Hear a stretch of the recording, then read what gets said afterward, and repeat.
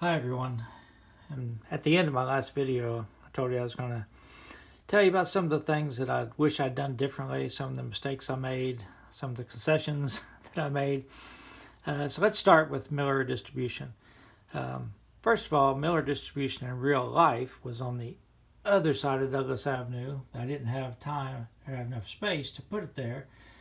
So I put it over here on this side of Douglas, and I had it share the spur with ITT Grinnell, which in reality did not happen. They were on opposite sides of the street, and ITT Grinnell actually switched in from the other end of the building. There's a door exactly like this on the other end of the building.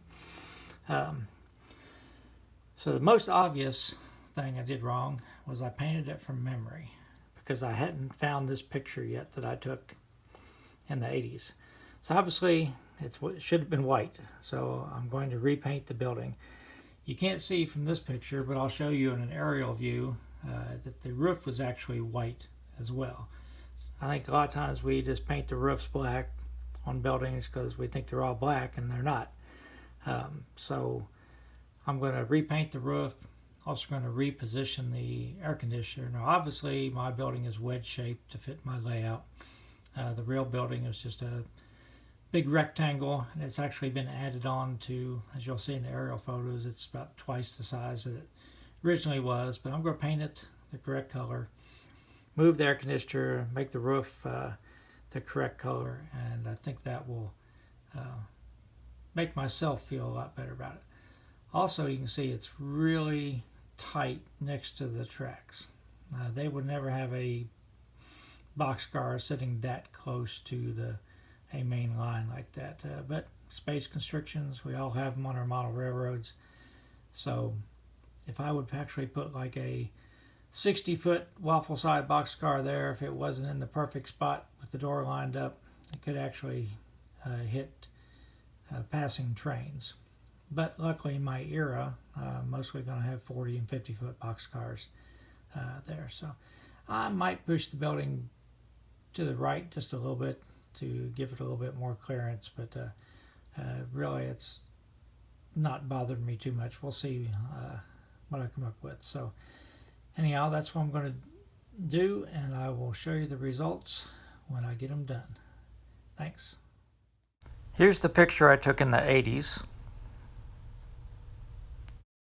This is the building as it is today. You can see it's been added on to, but the area that I'm talking about is right here in the circle. That's the area that was only there in the 80s when the picture was taken. Here's the finished building. I think the color match is much better now. I know it's difficult to see the picture in the background. The end on the left is where the sunlight was hitting. The side with the downspouts was sort of in the shadows. So I think the color match is a lot better. I do like it. I did go ahead and put some of the signs back on the side just because it's such a plain white building without the signs. This sort of says that beer distributor. Again, those signs were actually sort of there. I don't know if the exact signs were there, but they were on the other side of the building facing Douglas Avenue. So I just wanted to break it up a little bit and make it obvious, you know, what business they were in instead of just a plain white building. I'm happy with it. To be honest, I actually sort of like the previous version better, but this one is more accurate. And when you commit to trying to model a prototype or duplicate a prototype, sometimes you can't just add stuff that you think is neat. And I know it's my railroad, I can do whatever I want, but I sort of like having constraints, I guess. When I did freelance, I just would agonize over decisions over what to do, but when you actually try to copy something, it's the decisions are made for you. So it works for me. It may not work for you, but it works for me. So this project is done.